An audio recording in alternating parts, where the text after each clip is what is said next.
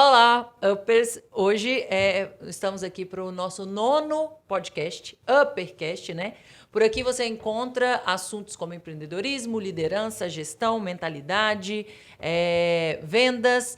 E estamos aqui, eu, Natália Paiva, diretora de marketing da RSAP, o nosso Daniel Neves, CEO e fundador da rede. E temos aqui o nosso convidado ilustríssimo, Leonardo Sattler, mais conhecido como Léo Canarinho, pai de 2 filhos, comerciante desde os 16 anos de idade. Desde 2011 atua no ramo da construção civil, na área de edificações e parcelamento de solo. Formado em Direito há 24 anos, foi presidente do Esporte Clube Caratinga e da Associação Comercial e Industrial de Caratinga. Atualmente, ele é diretor da Federaminas, que é a Federação das Associações Comerciais do Estado de Minas Gerais, e pela primeira vez se afiliou, agora recentemente, a um partido político, o PL, como candidato a deputado federal. Seja muito bem-vindo, Léo. Obrigado, Natália. Isso que é apresentação, hein? Nossa, você viu? Essa aqui eu acho que é a apresentação mais pesada que a gente teve. Mais bonita, viu? Te falar. Bondade de vocês. Obrigado pelo convite. Daniel, Natália, estou aqui à disposição, né, para a gente poder falar um pouquinho de todos esses assuntos aí importantes que nós temos para tratar. Isso aí. Então conta pra gente um pouquinho mais sobre sua história. A gente estava conversando aqui antes, gente, para falar um pouquinho para nossa audiência, e o papo já começou a rolar tanto assim, pelo amor de Deus, gente, comece esse podcast para a gente poder gravar esse papo aqui. Interessante colocar que o nosso assunto hoje é liderança e política. Né? Então o assunto vai render, gente. Vai render crise. isso aqui. Nós vamos falar sobre crise, como superar essas crises e como a política interfere na nossa vida como empreendedor. E é né? verdade. Vamos lá, Léo, conta um pouquinho da sua história. Sua trajetória, né? Até entrar na política. Até entrar na política. Bom, caratinguense, nascido em Timóteo, registrado em Caratinga, né? Desde então vivo aqui. Comecei a acompanhar meu pai muito cedo, né? Meu pai tinha uma oficina de molas de caminhão no posto Caratinga e já começou a trabalhar com automóvel. Legal. Na década de 70, em 77. E mesmo com 10 anos de idade, 11 anos, eu já fazia serviço de banco. Meu pai falava, vai lá no banco para mim, deposita os cheques. Era tudo muito manual, né? Não é igual hoje. Né? Então você tinha que ficar ali na fila, tinha todo um sistema que é diferente de hoje. Famoso guardinha. Tipo guardinha. Tipo guardinha. guardinha. A gente já começa a entrar na política, porque hoje os políticos proibiram 10 anos, 11 anos de idade de trabalhar. Mas antigamente, né? Verdade, Ou você ia. Sempre gostei muito de esporte, né? A vida inteira fui ligado ao esporte, né? Especialmente lá do Clube Caratinga, porque morava muito perto, né? No Morro Caratinga ali. Ali no Morro Caratinga, praticamente em frente ao tiro de guerra. E então, na nossa época, quando não tinha todo esse sistema de computador, de internet, de telefone celular, então a gente caminhava muito para o caminho do esporte, né? Legal. Então, era o esporte no clube e esporte também na escola. E nessa época nós já tínhamos a oportunidade de disputar, por exemplo, Campeonato Mineiro de Tênis em Uberlândia aos 12 anos de idade. Legal. Lembro quando a gente ia fazer uma viagem em Belo Horizonte, daqui para BH de ônibus, era como se fosse hoje daqui a Miami. Não. Porque não tinha telefone, né? Criança, você tinha que ter autorização para viajar. Chegava lá, você não sabia andar, você não tinha GPS, você não sabia, tinha que perguntar as coisas. Então, tudo era muito diferente. Sim. Logo em seguida, então eu estava muito envolvido nesse meio do esporte, né, a vida toda. E, efetivamente, comecei a trabalhar aos 16 anos, porque tive que ser emancipado para isso, quando eu montei a primeira empresa. Eu já trabalhava, mas não full time, né? Eu estudava e trabalhava, estudava e trabalhava. Logo em seguida, comecei aos 16 anos com meu pai, mexendo com automóvel, mas esporadicamente já estava lá com ele, acompanhando, Sim. fazendo aquilo que eu disse para vocês. A primeira empresa, então, foi chamada Canarinho Veículos, né? Que a gente estava lá, meu pai já tinha esse ramo de atividade, né? Embora a gente não perdeu o contato até hoje. Só para abrir um parênteses aqui, eu já tentei comprar uns 3 carros do Canarinho Veículos, só que a negociação era dura. Não era nada, Daniel. Aqui, por que Canarinho? Exatamente, uma boa pergunta, né? O que acontece? Meu pai tinha essa oficina de molas, mola de caminhão, não sei se você sabe o que é. Todo um feixe de mola, que como se fosse um sistema de amortecimento. Uhum. E essas molas de vez em quando quebram, né? Principalmente nos carros mais antigos, né? E meu pai trabalhava lá no posto Caratinga. Então, ele tinha uma oficina de molas lá. E meu pai era o único clarinho, loirinho. Meu pai tinha o olho verde, clarinho. E a turma apelidou ele de Canarinho. Tinha um borracheiro lá e apelidou ele de Canarinho. E esse apelido que eu acabei recebendo, eu acabei herdando o apelido, né? Porque chega numa certa fase, todo mundo tem o mesmo nome, né? Na cidade pequena, né? É verdade. Né? Tem muito Daniel. Daniel, qual Daniel? O Daniel, né? Roberto Seguro. Do Roberto Seguro. Igual aqui também. Daniel. Igual o meu pai também, que começou há 36 anos atrás, ficou conhecido como Roberto Seguros, né? E depois, eu trabalhando com meu pai, eles me chamavam de Robertinho. Eu fiquei muito Robertinho. tempo. Aí eu comecei a orientar o pessoal aqui. Quando eu aumentei a equipe, esse pessoal atendia, Roberto Seguros, bom dia. Aí eles, ô Roberto. Aí eu falei assim, não, chamou de Roberto, Tá bom. vai. Tudo bem, Tinha né? 12 pessoas, todo mundo era Roberto. A gente tinha uma frase assim, ó, Jesuí Roberto. Todo mundo era Roberto. Entendeu? E aí, desse Legal. E jeito você mesmo. acho que parece mais com seu pai, né? Parece. Fisicamente, né? De altura, De altura, físico, até o tom, o fisicamente. timbre da voz Timbre parece da bastante, voz. é isso mesmo. E é muito bacana, né? É muito bacana isso. Eu pareço fisicamente com meu pai e de personalidade com a minha mãe. Você conheceu minha mãe? Eu conheci com sua certeza. mãe. Conheci sua Aurélia. mãe. E ela é muito mais conheci extrovertida que meu pai. Meu pai é um camarada mais sério. fechado, né? Eu sou mais extrovertido, eu falo bastante. Que bom, né? Você pegou só as partes boas, então. E eu assim, mais um pouquinho também eu entrava pra política. Mas isso aí Não, mas dá tempo ainda, viu, Daniel? Não. Dá tempo porque isso Deixa é um eu ver. chamado, na verdade. A gente vai falar depois e a gente vai vendo que é uma coisa que você que tem esse espírito empreendedor, você é um incomodado, um inconformado. Isso mesmo. Né? E quem é incomodado e inconformado, ele quer transformar. E para transformar, você tem que se colocar à disposição. Isso. Aí você tem que medir custo-benefício, tem que ter uma coisa bem, né, planejada, organizada, discutido com a família. Mas é assim que funciona. Muito legal isso que você falou, porque Dá um ensaio de um corte maravilhoso. dá um corte maravilhoso aí. Mas é porque exatamente o nosso público, que são os inconformados, são as pessoas que são empreendedoras, são empresárias, e até mesmo são pessoas que não tiveram coragem o suficiente de empreender ainda. Então, às vezes, a pessoa está nos vendo aqui agora e está pensando o seguinte, será que eu vou, será que eu não vou? E eu já falo para a audiência nesse momento. Se você se sente inconformado, se você se sente... igual o Léo falou aqui, com esse sentimento de que quer fazer mais, de que quer construir mais, você já tem a centelha do empreendedorismo, de ser empresário, de começar a mudar as coisas. Então, é para você sim. E aí, uma história igual a sua, Léo, que começou, você falou que aos 16 anos de idade, que emancipou e abriu seu CNPJ, já começa a inspirar a galera para saber, tipo, 16 anos, o que a pessoa... O que tem na cabeça? O que tem na cabeça? Vamos saber o que ele tinha na cabeça. Ou seja, então. com todos os riscos. O que você tinha na Mas é cabeça? legal, é porque, na verdade, eu acabei amadurecendo muito rápido, né? Porque já acompanhava meu pai e sempre gostei justamente do comércio, porque sempre gostei de conversar com as pessoas. A gente sabe que o forte do comerciante é um bom argumento. Sim. Né? Quando você gosta de pessoas, você tem mais facilidade em lidar com elas. Sim. Com Né? certeza. E aí eu tinha a minha vida pessoal, né, de sair, de estudar, porque também Sim. eu nunca deixei de estar sempre na escola. A gente tinha aquela premissa antigamente, você tem que ser bom na escola, né, você tem que ter bons amigos Sim. e tem que trabalhar. Né? Então, aí, se você tivesse esses 3 ingredientes aí, você era considerado uma pessoa, vamos dizer assim, para a época, uma pessoa de sucesso. Legal. Né? Não precisava nem de ser com muitas posses, com riqueza, Não. nem nada. Se Não, você não. fosse uma pessoa bem relacionada, que tivesse um nível intelectual legal e tivesse um trabalho que te sustentasse, te desse dignidade, Perfeito. era bem sucedido. Perfeito. Até porque naquela época no Brasil era um outro país. Sim. Era um país ainda extremamente, entre aspas, comparado com hoje, era um país pobre. Sim. Ou seja, pessoas com seu perfil se destacavam com mais facilidade. Se destacavam com mais facilidade. Era um país mais pobre porque tinham poucas empresas, poucos veículos, a indústria ainda não estava totalmente maturada.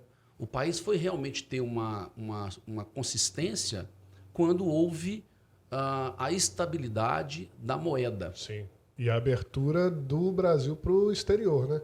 Porque até então o Brasil era muito estatizante Até porque veio de uma ditadura militar que era estatizante. O pessoal, eles costumam colocar um espectro assim,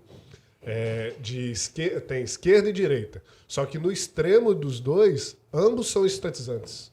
Quando você pega a esquerda igual, né, a gente sabe que pega um comunismo da vida, ela quer um Estado grande. Quando você pega um conservador à direita também, lá no extremo, ele também quer um controle estatal. É aqui no meio que você pega um liberal, uma pessoa que pensa mais, não, cara, o Estado ele tem que controlar as regras do jogo aqui, mas deixa o pau comer na economia, né? Só trazer um insight para a audiência aqui sobre o que você falou de pessoas que gostavam de pessoas, sabe? O nosso slogan aqui é que na RSAP nós somos pessoas cuidando de pessoas. Então a gente entende que todo negócio, para ele ser bem sucedido, ele passa por pessoas. Perfeito. E uma das características que são características para a próxima geração, para a pessoa ter sucesso, é algo que eu fico vendo que então não perdeu de moda, né? É a característica de comunicação. Então, ou seja, ser um bom comunicador, desde sempre, trouxe sucesso, né? Então, ou seja, desde a sua idade, mesmo sendo um outro Brasil, sim, as pessoas, o fato de você ser um bom comunicador, isso já te trazia destaque. Muito destaque. Para aquela época, realmente era um destaque muito grande, até porque eu fazia negócio com homens de 40, 35, 30, né? Pessoas mais velhas, pessoas casadas, né? Então, eu era atuante, eu trabalhava e produzia, eu fazia dinheiro. Entendi. Assim, e isso para um garoto, até daquela época, era um diferencial. Sim. Né? Mas, enfim, essa foi a minha história, né, lá atrás. E a vida vai nos impulsionando, vai nos levando para caminhos, né? Que sempre são caminhos bons, né? Sim. Caminhos de experiência, porque mesmo nas coisas ruins a gente aprende, né? Com certeza. Não tem só vitória. Com certeza. Né? Tem vitórias e derrotas, tem montanhas e tem vales, né? A gente vai. E a mente de quem é empreendedor, né, como a gente, que a gente tem uma mente de vitória. Até mesmo no erro, a gente aprende. Então a gente nunca está perdendo. A gente ou está ganhando ou está aprendendo. Nunca está perdendo. A gente tá E sempre... o segredo é a resiliência, o otimismo e saber que se errar, você extrai desse erro uma grande lição para não errar novamente. Exatamente. Isso não pode ser um motivo de desânimo para quem erra. O jovem, as pessoas que estão começando no empreendedorismo, têm que saber que quanto mais informação, e hoje a informação... O que está acontecendo hoje? Existe muita informação, coisa que na minha época, quando jovem, não tinha. Sim. Mas as pessoas estão desfocadas. Então, o que seria hoje uma grande orientação para o público da RS Up e para todos que estão nos assistindo? Foco. Porque informação tem demais. Sim. Agora, que tipo de informação você vai se alimentar dela? Né? E é exatamente isso que a gente fala para a pessoa entrar para uma franquia. Porque, por exemplo, você entrar no mercado de seguros, você pode entrar de 1000 maneiras diferentes. Só para você ter noção, são mais de 100 tipos de seguro que pode ser vendido. Mas qual seguro dá mais rentabilidade? Qual seguro tem mais mercado endereçável? Qual seguro que a gente consegue vender melhor? Qual o público-alvo? Qual o foco que eu vou ter? Então, você entrar para uma franquia... Daniel. É onde te dá esse foco, esse know-how pronto já. Né? Então é isso que a gente defende também. A gente estava conversando antes, ou seja, você falou, né, dos altos e baixos. Eu fiquei curioso sobre o plano Collor. Que você falou eu vou te falar do plano Collor já, mas dentro do seu gancho que você disse aí de franquia, eu sou um entusiasta da franquia. Legal. Porque aos 24 anos de idade eu montei uma franquia de locação de carros, né? É verdade. Que é a IES Rentacar, na época. Sua, verdade. Né? E na época eu fui o mais jovem franqueado do Brasil. Olha que legal. Aos 24. E eu gosto do sistema de franquia porque... Era ali na pracinha do relógio. Na pracinha do relógio ali. É verdade. Ficou muito tempo. Hoje ela existe? Até hoje o CNPJ está ativo, né? Só que a gente não trabalha com ela por uma questão realmente de rentabilidade, sim, etc. Agora, ela foi em 1999. E ficou quantos anos? Ela ficou até 2011. Foi muito atuando. tempo. Eu sou nascido em 1986, eu lembro, eu tenho consciência de andar ali no centro e ver a placa. Ver a plaquinha amarela, né? A plaquinha amarela e tal. Então, o sistema de franchise, de franquia, ele sempre me atraiu muito. Legal. Eu gosto muito porque... Opa, temos um novo franqueado. Olha lá, eu já vou querer saber aqui, já vou sair com a circular de oferta de franquia. Dá uma olhadinha nessa circular. Porque... Pode mandar, manda para mim aí, Kelly, manda para mim. Porque o que acontece? Nós somos verdadeiras pessoas que estão sempre antenadas, né? E a franquia, ela nos dá, né, uma franqueadora, ela nos economiza muito tempo. Demais. Know-how gigantesco. Muito know-how, tempo, é uma série de coisas. Isso. Então, assim, é um modelo muito interessante. Mas você me perguntou do plano... Do Collor lá, né? Da época do Collor, né? Você estava, na época, você estava... Eu tinha 16 anos, né? Tá. Você estava abrindo o Canarim Veículos. Na verdade, ela já existia, né? Só que o pai não aceitava montar CNPJ, né? Tinha uma cultura daquela época. Não vou pagar imposto, não vou ter funcionário registrado. Não, tem que ficar na informalidade. E podia isso na época? Era assim, não tinha nem fiscalização. Pode isso, Arnaldo. Porque era tão pequeno. Só para você ter uma noção aqui na nossa região, é igual você comparar Caratinga hoje, nessa época, é igual você comparar hoje uma cidade próxima nossa aqui, um Entre Folhas, ou um Vargem Alegre. É uma cidade mais provinciana. Sim. Né? Aqui não tinha asfalto. Era tudo acontecia muito lentamente. Tinha umas carroças ali em frente, né? À igreja, a catedral. Sim. Então, tudo era muito lento, né? Eram poucas empresas. De vez em quando eu vejo alguns vídeos Antigamente. De antigamente, 1990, por exemplo.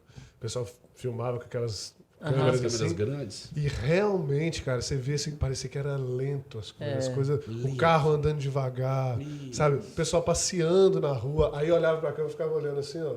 Tipo, 5 segundos olhando pra câmera, você fazendo... Hoje, você fazer essa mesma filmagem, tá todo mundo andando rápido, carro ninguém rápido, nem olhando todo que mundo tá... no celular. A gente sabia a placa dos carros de quem tinha carro, Oi, né? demais, a gente gravava as placas, né? Dos carros, das motos e tal. Número de telefone. Número de todo telefone, mundo né? gravava. Pouca gente tinha telefone. Você gravava só os 4 últimos números, já gravava da frente. Mas assim, eu tô curioso porque hoje...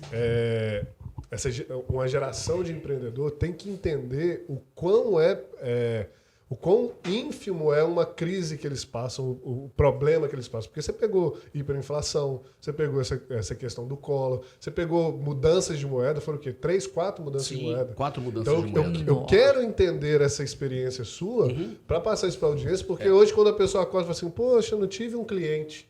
Aí eu fiz vontade de pegar esse perfil nela sapanão, porque, cara, o cliente você assume o controle e vai atrás. É uma geração pouco resiliente, né? Agora eu quero saber de crise. Crise mesmo. Isso. Olha, Conta pra nós. Eu comecei em 90 diretamente com a empresa, mas antes eu já estava no mercado. Sim.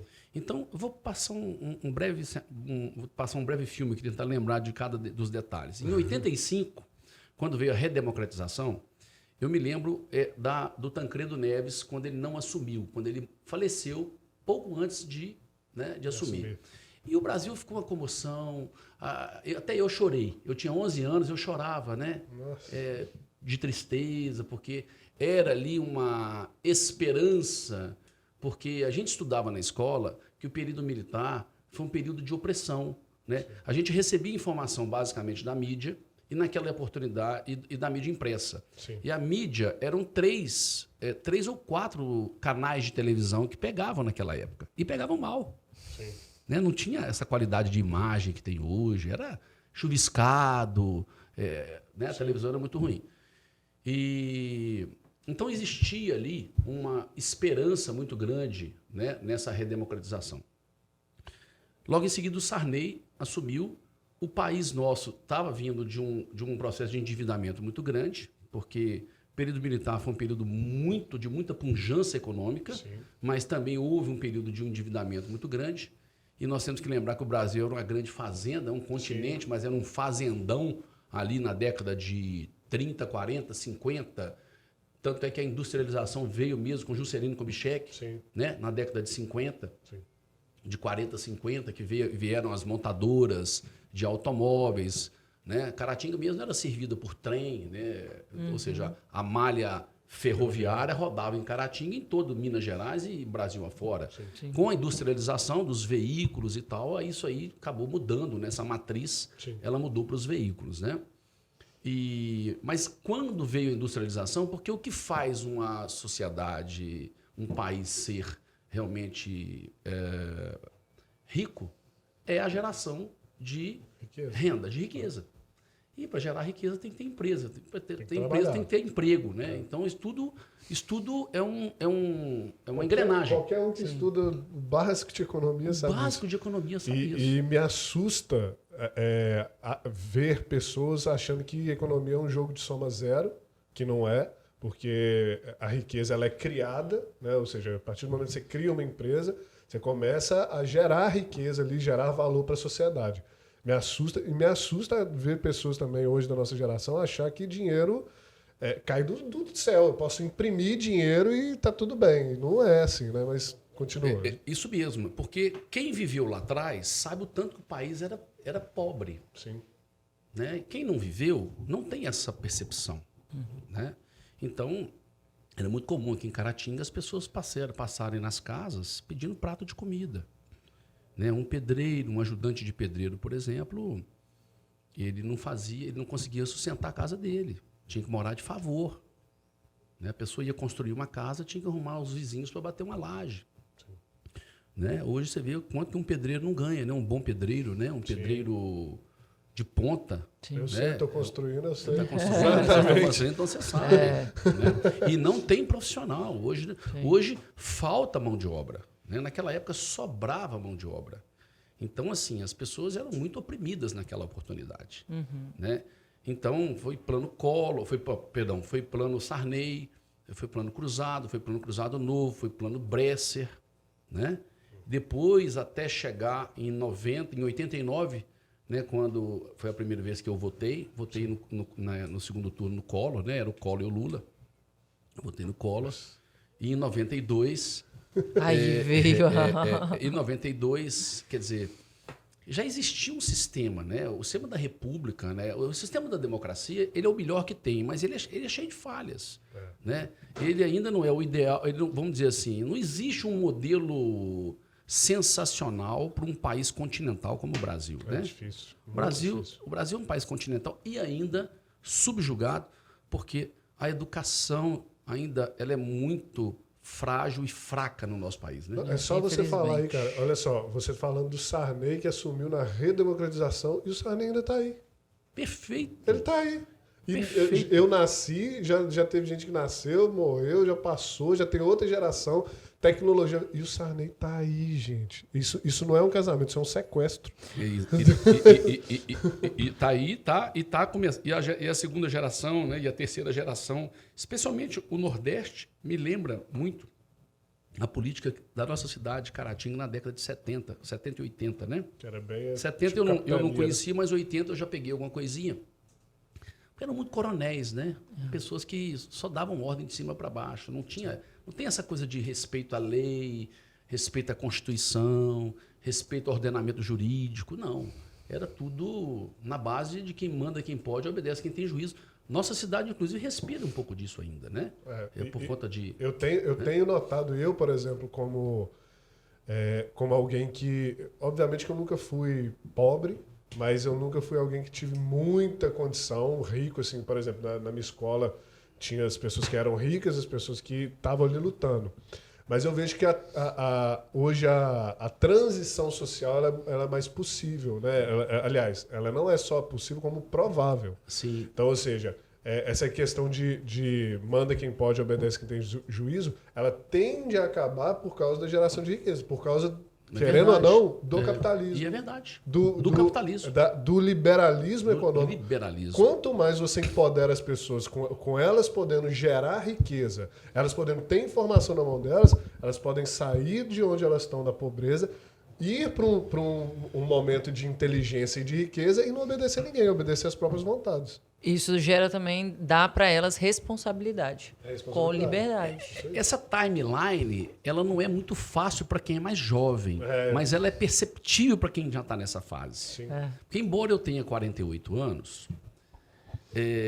eu comecei muito cedo. Então, se analisar em termos de maturidade, Sim. acaba você tendo uma visão, porque eu convivia com os empresários que tinham 10 anos mais velhos do que eu, 20 anos mais velhos do que eu, 30 anos mais velhos do que eu. Sim. Então, eu me lembro de como era essa mercancia, esses negócios que aconteciam naquela época. Eu estava nascendo, você já estava trabalhando. Você tinha 12 anos, eu tenho 36. Perfeito. Você estava trabalhando. Perfeito. Já. Mas isso tudo é super normal, né? Sim. Isso tudo nós estamos contando, na verdade, para a gente tentar levar para a cena da época, Sim. como era aquela época e como é hoje. Hoje eu falo Tem que fazer isso. Eu falo com o pessoal quando eu vou conversar sobre economia e política, eu falo que hoje, por mais que a nossa audiência, quem está nos assistindo, ache, nossa, cheio de problemas, polarizado, cara, hoje é o melhor momento da humanidade. É verdade. É o momento mais livre, é o momento mais rico, é o momento de maior respeito de diferenças, querendo ou não, mas ficam me atacando na internet. Cara, pelo menos você pode assumir quem você é, pode ser o que você é, que você é livre. O momento que a gente vive hoje é o melhor momento possível para o ser humano. Porque, igual ele falou, se pegar a timeline, nossa, cara, Mudou muito. Tenso. Eu agora estava chegando aqui na empresa de vocês, vi uma loja aqui do lado aqui de peças de automóveis, Sim, né? tá aqui do lado. Eu não conhecia essa loja de peças Sim. de automóveis. Quer dizer, tem tanta empresa nova, tanta coisa nova em Caratinga. A gente não dá conta de acompanhar. Que eu não sei mais quem. Eu não tenho mais. Eu já estou numa fase que o network, né, por conta você vai perdendo com a galera nova, com o pessoal de 28, de 30, de 25. Porque é a turma que está chegando. Né? Não é que nós estamos saindo de cena, não, mas é porque muda muito e a velocidade que as pessoas veem. Isso que você está falando é um negócio tão legal que uma vez eu tive que resolver um problema burocrático que eu e meus irmãos tivemos. E na hora de resolver, isso tem uns 4 anos, mais ou menos. Quando eu fui resolver esse problema, todas as pessoas que poderiam ajudar nesse problema, ninguém meu pai conhecia. Meu pai tem 61 para 62. Isso. Olha. Então, assim, todo mundo era amigo meu de infância, ou estudou comigo, ou estudou com meu irmão, que é 2 anos mais velho que eu. Então, assim, todo mundo que estava na cadeia produtiva, que era ali alguém dono da empresa, ou diretor, alguma coisa, já era da minha geração. E meu pai não conhecia ninguém, não tinha como ele ajudar em nada. Entendeu? E a natureza é interessante, sabe o que é, Daniel? Porque quando a gente vê as pessoas mais novas, de certa forma, você não dá o devido valor que elas têm. Você deve ter sofrido isso muito. Eu sofri muito isso. Eu sofri do lado de lá e agora eu tô passando do lado de cá. Entendeu? Antigamente todo mundo era mais velho do que eu. E o pessoal não dava muita tipo assim, credibilidade, né? Pô, muito novo, solteiro, não sei o que e tal. Agora, você vai fazer um negócio com um garoto aí de 20, 27, essa turma do marketing digital, né? Todo mundo marketing digital tem 17 anos de idade, 20, 23, 25. Né, Kelly? Os bastidores aqui, ó. Quer dizer, aí você vai sentar para discutir um assunto violento, uma coisa, né, monstruosa de um segmento que a gente não domina, né? Eu, no meu caso, particularmente. E às vezes você fica com um pé atrás. Mas, como eu disse, é da natureza mesmo, é da questão nossa de preservação, né? De querer controlar, do controle, né? Mas olha só, como eu vou puxar uma coisa lá do começo do podcast. O que não mudou? Comunicação. Exato. Comunicação. Você pode sentar, a pessoa pode saber apertar todos os botões ali naquele computador, ter 22 anos, ser a pessoa, entre aspas, mais arrogante do mundo e falar assim, eu sei tudo, e não sei o quê, e aponta o dedo na sua cara. Então escreve aí, comunica com a pessoa, vamos ver se você sabe comunicar. E às vezes a pessoa não sabe, porque não tem experiência de comunicação, não tem o tato da comunicação. É verdade. E vender é comunicar. Empreender é comunicar.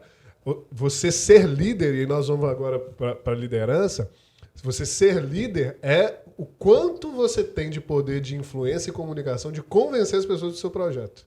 Sim, inclusive, o Léo estava falando agora, que o tanto que você está comunicando bem nas suas redes sociais, até passar as suas redes sociais aqui também, se posicionando, inclusive, e como que isso está atraindo pessoas, né?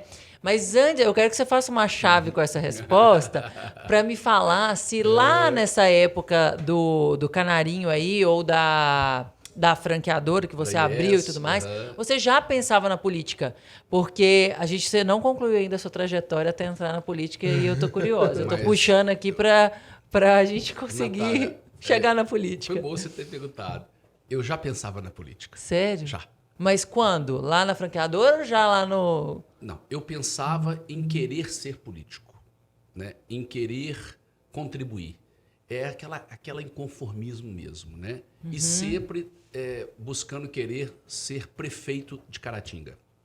Essa era a vontade inicial. Dos meus 17 anos, depois dos meus 20. E estou envolvido no associativismo, né? Dentro do sistema associativista, que é muito parecido com o sistema cooperativista, que também é parecido com o sistema de franquia, porque a franquia tem a ver com cooperação, né? Tem a ver com troca, tem a ver com colaboração, né? Com ganha-ganha. Sociedade. Né? Então, estou envolvido desde os 23 anos de idade. Né? Dentro dos 23 anos, eu já fazia parte do sistema associativista. Claro que eu tinha essa vontade, não tinha o preparo. Né? Porque uma coisa é você querer, outra coisa é você estar apto. Porque você tem que ter uma aptidão. É a questão da própria... E isso cada um tem o seu time. Não é uma coisa geral para todos, não. Tem pessoas jovens que estão aptas. A gente conversou né? com... Tem pessoas velhas que não estão aptas. A gente no podcast anterior conversou com o Gustavo e isso puxa muito que a gente conversou com ele lá. Ele é empreendedor e ele Gustavo Alves, aquele chefe de cozinha. O chefe de cozinha, sei quem é. E aí ele, falando da trajetória dele, que ele faliu, acho que umas 4 empresas. Ou seja, ele queria muito, mas não estava apto. Mas foi muito resiliente para chegar agora um pouco já mais amadurecido. Hoje, todos os erros dele, ele aprendeu, ele estudou e hoje ele está apto a ser um empresário. Porque também é diferente você ser empreendedor e empresário. São coisas diferentes. São. O empresário é um jogo, o empreendedor é um sentimento, na minha opinião, é uma ação. Ser empresário é você jogar certinho com as peças, direitinho. Mas é muito legal isso que você falou de você estar apto e você querer, né? Então, assim, nossa audiência, muita gente às vezes quer empreender, quer abrir a sua empresa, quer vir para o negócio, mas você está apto? Ah, não estou apto. Quanto tempo vai demorar para você ficar apto? Uma franquia também ajuda nisso, né? Exatamente, até porque é necessário que se tenha perfil, né? Sim. O perfil para que o negócio dê certo. A gente tem um problema, né, no Brasil de educação muito, muito séria, né? De certa forma, a gente vê que as universidades, desde a década de 60, elas já estão aparelhadas pela esquerda, né? Né, da época do Woodstock, a época do Paz e Amor, a época do feminismo, né, mais punjante, aparelhadas no sentido realmente de se montar uma militância. Então, o objetivo não é educar, porque vamos falar de educação financeira, né? Nós não recebemos isso. Não. O brasileiro não recebe isso. Eu estou dizendo o brasileiro, não somente a nossa classe social, digamos assim, mas especialmente a família das pessoas que estão na periferia. Sim. Né? Eles não recebem. Né? A grade curricular nossa... E é quem deveria mais ter educação financeira. É quem deveria ter, porque nós precisamos, para ter realmente uma transformação no nosso país, a gente precisa de começar e de ser pela educação. Uma transformação na educação. E precisamos atualizar. Precisamos, até porque em métricas... Né? Se a gente for analisar os números nossos hoje, Brasil, mundo, né? Sim. É uma das piores educações educação do mundo. E a educação não é ensino você fica superior, aprendendo não. log de tanto, log, isso aqui. Você não vai usar para nada. Por que não a educação? Dentro da matemática, imagina se tivesse uma educação financeira. Voltada para você ajudar os seus pais ali na organização. Perfeito. De tipo, o que nós vamos reter, o que vai para entretenimento, o que vai para educação o que vai para... Ou às vezes não sobra nada para entretenimento. Não, peraí, eu tenho que produzir mais. Como é que eu produzo? Porque quando você tem educação financeira, você já começa a entender, peraí, eu tenho um limite. Se eu tenho um limite, eu tenho que produzir mais. Começa a puxar a linha. Para eu produzir mais, eu preciso de liberdade econômica. Para eu ter liberdade econômica, aí já vira assim, Estado, sai do meu pescoço. Então já começa a dar luz para as pessoas. Né? Mas será que será que o Estado, será que o governo quer isso? Exatamente. Será que quer mudar assim, você falou de educação, quer fazer essa atualização na educação para que as pessoas fiquem mais inteligentes? Então, e a educação, gente, não é ensino superior. O pessoal acha, tipo assim, não. obviamente que ensino superior é uma educação, né? Não estou... Não, nós estamos falando da base mesmo, mas, português, assim, educação financeira, superior, empreendedorismo. O ensino superior ele está muito mais para o ensino profissionalizante do que para a educação. Então, por exemplo, hoje existem pessoas que... Eu abro uma vaga aqui, por exemplo, de vendedor, tem gente que é formada em Direito que se candidata, porque tem o ensino superior, mas não tem habilidades suficientes para empreender, para ter educação financeira, para saber como produzir, saber como sair do 0 para o 1. Então, obviamente, ele vai compor um time de uma empresa, está tudo certo. Mas olha como é que a pessoa cumpriu todo o protocolo de ter um ensino superior. A educação mesmo, que faz a mentalidade de uma nação para ela ser mais evoluída e gerar riqueza, é lá da base. Perfeito. E é isso que nós estamos falando. E é aí que o Brasil tem que entrar. E é aí que, para poder se transformar, tem que ter pessoas corajosas, valentes, para poder enfrentar o sistema. Porque o sistema, ele não quer que isso mude.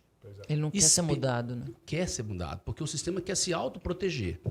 E ele sabe que o conhecimento, ele liberta, ele é libertador. Né? A partir do momento que a pessoa tem o conhecimento de algo, ele fica libertado. Sim. Ele tem argumentos suficientes para poder dizer não e embasar o não dele. Ou dizer o sim e embasar o sim dele. Não existe aquela diferença gritante entre um garçom e um médico. Né? Não, eu tenho um livro que chama Poder Sem Limites, que é do Tony Robbins, que fala que na geração dos nossos pais, né, dinheiro era poder. E a distância era muito grande, não tinha essa mobilidade social igual tem hoje. E ele fala que hoje, na nossa geração, conhecimento é poder. Então, você tem 0 de dinheiro, mas se você tem um conhecimento como faz um bolo com a receita única, você pode abrir um curso na internet, vender essa receita de bolo e você fica rico, muitas das vezes. Perfeito. Então, hoje, conhecimento é poder. Quem detém o conhecimento, detém o poder. Então, ou seja, conhecimento liberta e ainda te empodera. Perfeitamente. Mas e como achar a solução? Porque nós que somos empreendedores, a gente foca muito em soluções. Sim. Né? Você quer ver a dor do mercado, né? Você quer ver o que está faltando. E como solucionar isso para se ter realmente um país transformado? Claro que vai depender de um determinado tempo. Né? Sim, precisamos de tempo. De um tempo. Mas o sistema já está tão enraizado, ele tem raízes tão profundas, que para poder fazer essa alternância, ela realmente é traumática. É traumática. Ela não é rápida. E hoje, o negócio está tão confuso porque o mundo está muito rápido. Sim. Então, o jovem, por exemplo, né, o jovem quando eu digo jovem ali entre os seus 14 a 28, tem talvez. Jovem hoje de 30 anos. Né? De 30, né? Enquanto a geração... Não, enquanto tá morando com o pai e com a mãe, é jovem. Aí tem uns jovens de 45. Então, assim, quando a gente não... Porque, agora, para poder se chegar lá, só para vocês terem uma noção de números, né? Só no governo federal são 600 mil funcionários públicos federais. Estou dando conta de 20. Olha só. Mas dos 600 mil, Daniel, 300 mil estão dentro do MEC, do Ministério da Educação e Cultura. A metade do funcionalismo está dentro do MEC. Gente, que dado importante, gente. É um dado importante, porque é o seguinte, como a esquerda, como uma das características do marxismo é o domínio, né, cultural, eles infiltraram dentro dessas instituições, especialmente no Brasil, nas universidades federais. E de 10 anos para cá, ou 15 anos para cá, até mesmo nas universidades privadas, Sim. em nível federal. Tanto é que você está dizendo para mim aqui um testemunho seu, que você coloca currículo e vem aqui advogados que não têm aptidão. Sim. Né? Às vezes, advogados, inclusive, que têm dificuldade até com o português. Sim. Né? Eu que trabalho dentro da área da engenharia, eu pego engenheiros formados que não sabem mexer em planilha de Excel. E que não sabe escrever um e-mail. Não, Eu e-mail recebo e-mail. currículo de gente formada em letras. Que, o e-mail, que não sabe. Isso é um problema. Gente, eu tô pensando. Nossa, a minha mente fez assim, bum. Agora eu tô. Tá vendo? Não. Como é que você vai holisticamente pensando? Sim. Porque o problema, se ele fosse de solução fácil, a gente arrumava um salvador da pátria e resolvia. Mas eu acho sinceramente, minha Porque, opinião. cara, se você tá falando da educação, pensa. Eu tenho costume de falar que dentro da Ayurveda, eu sou o eterno Momento estudante de Ayurveda. Ayurveda. A Ayurveda é a medicina editor, indiana. momento É uma Ayurveda. medicina holística, alternativa e tudo mais. É a medicina mais antiga, né, que nós temos aí de estudos e tudo mais. Ela tem costume de falar o seguinte, que conhecimento desperta consciência. E a partir do momento que você tem consciência, você para de agir do piloto automático, de tipo, estão me falando para fazer e começam a fazer, para falar assim, não, peraí, conhecimento. Eu tomo conhecimento, agora eu tenho consciência. Gerou consciência, aí eu vou tomar a minha decisão. Mas a minha decisão, não pelo outro.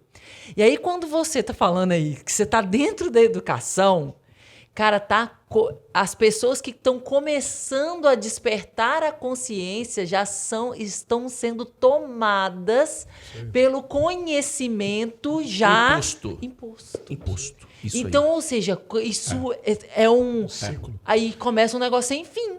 Se Perfeito. tá lá na raiz, que é na É educação, exatamente isso. Mas é isso, Natália, que é o grande dilema.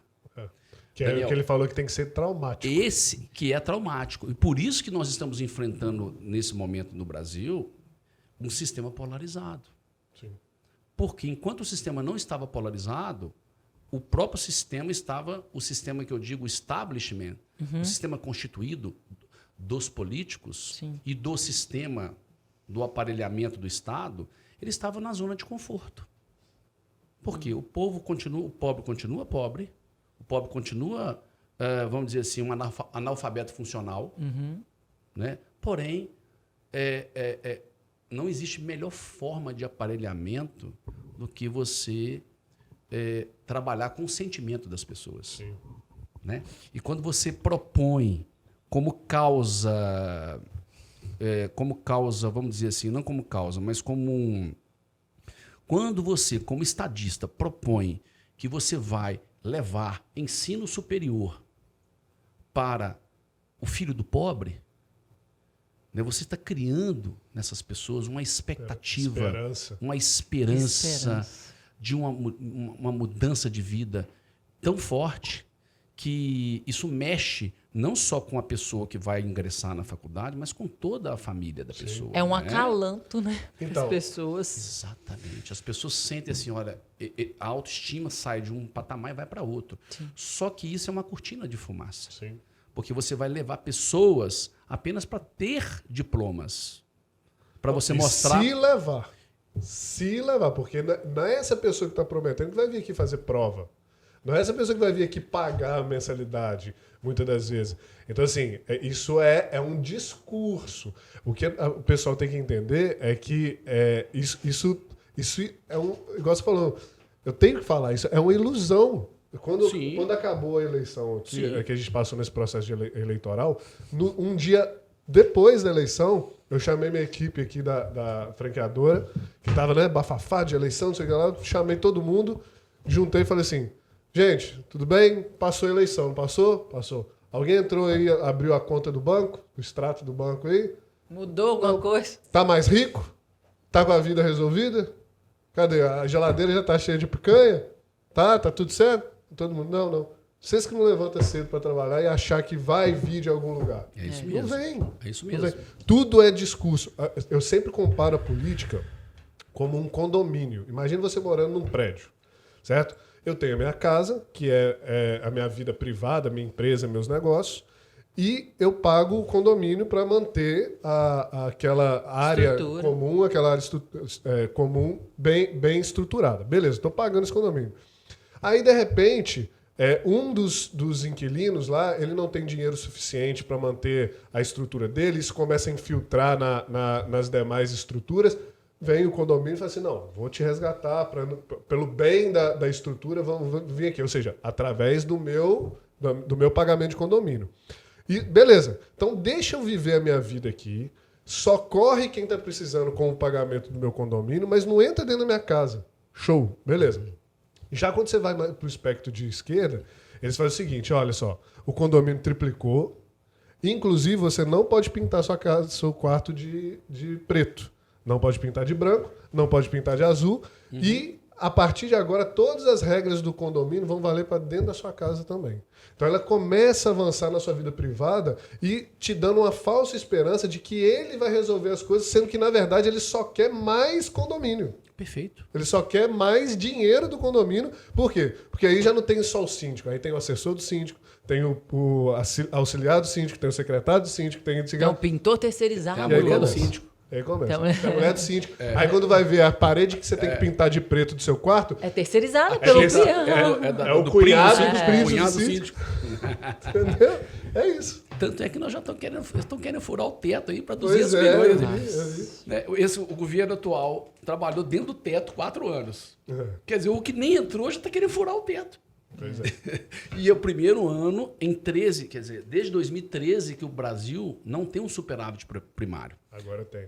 O primeiro superávit primário em 9 anos. Ou seja, arrecadou-se mais do que gastou. Porque quando você gasta mais do que arrecada, você tem que pegar dinheiro emprestado. Sim. E aí você vai pagar mais juros da dívida externa. Sim. Esse ano não. Esse ano a gente conseguiu não pegar dinheiro emprestado. Lembrando que estamos saindo da pandemia, ainda com um processo de guerra. Ninguém lembra disso. Léo, mas assim, pensando nisso daí, até falando sobre furar teto, e a gente já falou sobre política, né? A gente mergulhou agora. E ainda não encerrou lá a trajetória, hein, gente? Mas eu fiz a pergunta, vocês estão... Peraí, a gente mergulhou e vou voltar. Então eu vou falar da trajetória, porque é o seguinte... quando a gente fala furar teto de gasto e vir aqui, tá, beleza, a gente está pensando em crise política. Crise política não, crise econômica talvez. Então conta da sua trajetória essas crises que você passou e como que o empreendedor tem que ser resiliente nessas crises, porque elas, de certa forma, passam. Né? E se você souber se adaptar, você vai vencer. Conta um pouquinho, continua sua trajetória. A trajetória. Bom, aí... Em 1990, né, eu já trabalhava há algum tempo com meu pai e houve aquele confisco, né, da população, porque a gente vivia um processo de hiperinflação. Mais ou menos o que acontece hoje na Venezuela, o que acontece hoje na Argentina, né? Um processo inflacionário, o que ele faz? Ele aumenta preço, ele diminui consumo e automaticamente as empresas têm que demitir, porque gera desemprego, porque não tem consumo. Sim. E ele gera um juro mais alto. Porque para as pessoas, para as empresas continuarem... tirar o dinheiro de circulação. Para tirar o dinheiro de circulação. Perfeito. Então, a gente viveu isso no Brasil na pele. Né? E era tenso. Quem é mais jovem aí, se joga no YouTube, coloca assim, hiperinflação, remarcação de preços para o mercado. Meu pai me contava que era assim, era 4, 5 vezes por dia que as maquininhas remarcando. Isso, nos supermercados, porque você não podia vender sem saber o preço que você ia comprar. Né? E você imagina, no supermercado tem vários itens. Então as empresas eram pobres por conta disso. Todo mundo era pobre. O Estado era pobre, as empresas eram pobres, as pessoas eram pobres, o empresário era pobre, a população era pobre, todo mundo era pobre. Tinha rico? Tinha, claro, sempre teve. Né? Mas eram muito poucas pessoas. Né? E o rico pode ser tudo, menos burro, né? Ele já viu que dinheiro foi para fora, foi para dólar. Exatamente. Tanto que nessa época eles começaram a negociar em dólar aqui, eu lembro. Sim, tudo era em dólar. As moedas começaram a perder tanta credibilidade que começou, né? Cruzeiro real, não sei o que lá. Começou a mudar, que o pessoal falou assim, ó, esquece essa moeda do Hoje Brasil. tinha um monte de lugar que O pessoal comercializava em dólar aqui. comercializava, Sim. que trocava real em dólar. Tinha, ali perto do famoso Rei do Disco, você lembra? Tinha uma coisa de dólar, de troca ali, ó. Tinha. Ficava ali aberto, com muito Você nunca fez movimento, isso, não, inclusive. Não Era posso seu falar, isso né? aí, não? Era? Tinha alguma coisa aí. Na crise tem Do oportunidade. lado né? do Rei do Disco. Exatamente. Então, assim, eu passei por muitas coisas, né? Aí, vamos lá. Aí veio o Collor e confiscou o dinheiro da população. Então, de repente, deu numa sexta-feira, na segunda-feira, você só podia ter R$5.000, dinheiro de Como hoje. se fosse dinheiro. Como se fosse hoje, R$5.000. R$5.000 que você poderia ter disponível. O resto era tudo do governo. Nossa. Então, se eu tivesse 500 mil na conta, você só tinha 5. Os outros 495 você tinha que deixar esperando, podia gastar só com determinado tipo de coisa. Foi um caos. Então, porque o país não tinha condições de pagar. Nossa. Né? Ele não tinha mais condições de pagar. E aí, a transformação do Brasil, ela iniciou depois do impeachment do 94. Collor, com o Itamar Franco, né? Fernando Henrique era o ministro da Fazenda de Itamar Franco, Uhum. e logo em seguida ele assumiu a presidência da República, implantou o RV, da URV o real, e aí sim o processo inflacionário cessou. A partir do processo inflacionário cessado, se deu condições das empresas se programarem. Porque as calculadoras naquela época, Daniel e Natália, os zeros da calculadora não davam para poder você somar coisas pequenas, por exemplo. Você ia comprar uma motocicleta. Era, por exemplo, R$1 bilhão. Então, eu lembro que Né? eu lembro direitinho que Tinha que um cortar real, zero. Nada. R$1, eu lembro a taxa de conversão, se eu não me engano, era 2.400 2.750. Isso. Eu lembro que era nessa casa. O RVs. O RVs virou Que R$1. virou cruzeiro, que virou real. R$1. E aí isso tudo mudou, por quê? Aí as empresas, depois que acabou a hiperinflação, conseguiam sentar e fazer um planejamento estratégico. Porque sabia o que ia gastar de folha, sabia o que ia gastar de... É como está hoje. Sim. Só que se você não sabe como é que era antes, então você não sabe como é que é. Sim. Ninguém viveu. Sim. Não, Né? e o Então, risco tem disso como poder comparar. voltar. O risco disso Não. poder voltar. A gente está na iminência de poder acontecer. Né? A gente está hoje, inclusive, um dia, né, provavelmente, um dia de muita importância, né, para a nação brasileira. Né? Hoje, dia 9/11, né? 9/11. Enfim. Mas essa batalha, ela não é uma batalha só do Brasil. Né? O mundo inteiro passa por transformações, por dificuldades, por guerras, por problemas, pela esquerda, pela direita, Estados Unidos, Canadá, França, né, Alemanha, Brasil. Né? Todo mundo tem essas disputas. Né?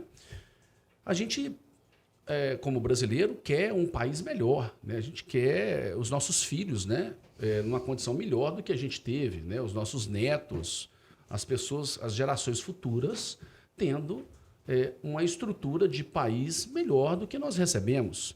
Nós queremos ter uma segurança pública adequada. E a gente ainda mora numa cidade segura. Sim. Né? Mas quem está numa capital está com dificuldade. Sim. Nós queremos ter um sistema penal que realmente vai ser eficiente, uma justiça penal, né, que vai realmente punir as pessoas. A gente vê que o crime do colarinho branco, né, aí você vê a Lava Jato, vídeo Lava Jato, mais de 500 pessoas processadas, praticamente não tem ninguém mais preso. Sim. Solto e ainda podendo concorrer a cargo público. Né? Não somente, né, vários deles. Né? Então, assim, então aonde está a justiça nisso aí? Né? Então, quem vai mudar isso? Quem vai mudar são aqueles que têm coragem de dedicar. Sumiu o dinheiro Os do, inconformados. sumiu o Os dinheiro do, inconformados. sumiu o dinheiro do São os condomínio, inconformados. tá? Não tem jeito de fazer as reformas que a gente precisa do condomínio. O síndico sumiu, depois voltou, se candidatou de novo e nós estamos elegendo o mesmo síndico que deu Não, se você conta essa novela, todo mundo sabe que lado que fica, gente. O negócio é que Mas- quando você tá dentro da novela, você não vê isso. Quando você assiste a novela, você consegue ver. Mas Mas sabe o quando que você tá acontece? dentro... Vocês já são pessoas, vocês já são pais e mães de família, você já tem, né, você já tem aí uma estrada empresarial, empreendedorística, você já tem uma história, uma linha do seu pai, né? e você também empreendedorística, né? Vocês têm um grau de informação mais profundo, mas e as pessoas carentes? Né? Por quê? Elas estão na esperança. Estão na esperança. E aí, Daniel, pensa para você ver. Qual que é o recado que as Cortes Supremas, Supremo Tribunal Federal, Tribunal Superior Eleitoral e tribunais, de uma maneira geral, mas especialmente essas duas cortes, elas dão para a sociedade, dentro daquilo que... Porque o brasileiro hoje está respirando política. Sim. Isso é um ponto positivo. Sim. A rede social trouxe todo mundo para dentro da política, né, indistintamente. Tá As dando pessoas mais têm prazer. visibilidade. Pode ser que a pessoa não goste, mas ela tem ali, se ela quiser. Tá dando mais prazer e adrenalina do que esporte, futebol. Perfeito. Ninguém sabe Quero mais ver, a a seleção Copa do brasileira. Mundo vai ser um fiasco perto dessa exato. política. A seleção brasileira, só quem gosta mesmo do futebol que já está sabendo. Tá Agora, melhor fora que isso, não. A política brasileira tá melhor que Game of Thrones. Só quem assiste sabe. Então, o que acontece? A gente precisa de transformar. E para transformar tem que ter pessoas. E pessoas têm que ter motivação. E motivação você tem que, né, você tem que ter vocação, tem que ter chamado, tem que querer, tem que buscar. Porque o sistema não quer ninguém de fora. Sim. Peraí, nós estamos jogando um jogo aqui de futebol. Nós já temos a nossa turminha, né? Nós já sabemos quem que joga. Vai entrar um de fora? Pelo amor de Deus, ainda mais querendo transformar. Para com isso. Está tudo tão certinho aqui. Nossa família está tão bem, nossa geração está tão bem, nossas contas na Suíça estão tão bacanas. Meu Deus do céu. Agora chega esse cara de fora aqui, rapaz, e vai querer jogar areia no parquinho, vai querer brincar. Pô, sai daqui. É verdade. Entendeu? Então o sistema consolidado não quer nada, ninguém novo. Mas posso ser sincero assim, isso é do ser humano, cara. Não é nem da política, é do ser humano. É do ser humano. É do ser humano. O ser humano, ele, assim, você abraçar a inovação, a mudança, e contando de índole, tá? Não estou falando nem de sistemas errados, não. Vamos contar assim. Você ser uma pessoa receptiva à mudança, e eu falo porque eu sou, igual a gente estava conversando antes, meu arquétipo é de criador. E eu sou uma pessoa que cria o tempo todo, que minha cabeça, ela fica... Na hora que você me dá uma informação, eu já vejo caminhos. Então, quando eu vou conversar com ela... De novo, criou. Não sei o que, tá mudando. O ser humano, por si só, ele gosta de previsibilidade. E você ter o peito aberto e a mentalidade aberta para mudança, a mudança pode ser melhor. E se for pior, eu aprendi. Sabe? É difícil. É uma cultura, é educação. É cultura. Sim. O que você acredita que foram as suas motivações mais eminentes, assim, que te fizeram realmente pensar e abraçar a política? A vontade era ser prefeito, né? É lá de criança, de adolescente, sim, né? Aí da hora que hora que virou a chavinha para deputado federal, assim, que momento e as motivações que te levaram para isso? É porque é o seguinte, na verdade, para você ser político, não é simplesmente querer ser político, né? Você tem todo um sistema, toda uma estrutura ali por trás, né? Então, e o político ele é muito mal visto, né, na comunidade, na sociedade, né? Da mesma forma que o empresário também era, que está deixando de ser. Sim. A gente, dentro da família da gente, né? Quando alguém conversa bem, que leva a pessoa no papo, de ser político demais, a gente já taxa a pessoa como político. Fulano é político demais. Meio que já... Pejorativamente. Pejorativo. Tipo assim... Mas esse preconceito já é um picareta. Porque é o seguinte... Agora, pra gente ir pra algum lugar, você tem que partir de algum ponto. Sim. Não dá pra ir pra algum lugar sem partir de algum lugar. Né? E se a regra do jogo é essa, você tem que enfrentar a regra para poder você estar. Captei vossa mensagem. Compreende ou não? Não dá para você ser o idealista, vamos dizer assim, aquele idealista que vai ter lá o arquétipo de herói. Sim. E que vai chegar ali com uma capa e solucionar com uma varinha mágica. Aí já vai pro mago. Pro mago, né? Todas as mazelas e problemas do sistema e da sociedade como um todo. Né? Dentro do nosso Brasil mesmo, nós temos diversas, vocês que estão no sistema de franchise, você vê aí diversos tipos de franqueados diferentes, com políticas diferentes, com perfis diferentes. Porque, na verdade, os políticos são extraídos da própria sociedade. Sim, verdade. Né? Você tem um perfil legal, mas todo mundo, se você algum dia sentir no coração um chamado e uma vontade de entrar para o meio político, em algum momento da sua vida, certo? Você vai ver muito mais pessoas te puxando para não entrar Sim, do que te impulsionando para entrar. com certeza. Né? Pessoas do seu círculo de amizade próximo e pessoas do próprio meio político. Sim. Porque o meio político já tem lá a panelinha. Não tem ninguém que quer colocar um mais um lá na panelinha. Né? A não ser que gere muitos ganhos, né? E a não ser que essa pessoa seja do sistema. Sim. Né? Que compactua com coisas que o sistema faz naturalmente. Tem coisa que as Entra pra roda, Compreendeu? né? Se você entrar para a roda para fazer a mesma coisa, você é bem-vindo. Agora, quando eles sabem que você tem um perfil de querer fazer algo transformador, você não serve para o sistema. Você não serve para o sistema. Cara, você lembra? Eu fiz uma. Você me levou lá para as minhas épocas de professora. Eu dei aula há muitos anos, durante 7 anos, e eu era professora do Estado, né? E botei. Educadora, professora. E lá, querendo ou não, é um sistema. Sim. E você tem que encaixar naquilo ali. Eu lembro quando eu comecei a dar aula num colégio público, né, aqui na nossa cidade, e eu já comecei assim com algumas ideias de dar aulas diferentes. Eu era professora de ciências, então eu falava assim, cara, nossa, todo mundo dá aula do mesmo jeito, eu tô com vontade de mudar. E aí eu comecei a levar os meninos para fora da sala, ir para uma quadra, explorar alguns ambientes, né? A gente fala de ecossistema dentro de sala, sendo que às vezes tem um ecossistema lá fora, né? Uhum. Eu dei aula na roça, então você tem quase uma floresta do lado da escola. E eu comecei a fazer isso, umas coisas fora da caixa, vamos dizer assim. E as primeiras aulas, na primeira semana de aula, eu lembro disso direitinho.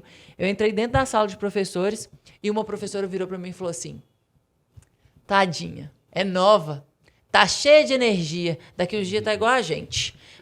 Pode continuar, tá? Nós estamos achando lindo, nós estamos batendo palma. Quero ver se você continua. É isso aí. Eu já fui criticada por ser diferente. Sim. Por ser inconformada com a educação. Perfeito. E me tiraram. Perfeito. Me tiraram. Fizeram de tudo para me tirar. Eu tinha um cargo dentro da escola, fizeram algo errado dentro da secretaria, da superintendência, que exoneraram o meu cargo. De forma assim, arbitrária. Né? Exatamente. Eu tive que recorrer e tudo mais. Então, consegui recorrer, mas ninguém conversava comigo mais. Sim, aí, até que eu saí da educação para empreender, porque liberdade perfeito. me moveu. Então você viu o que é o sistema.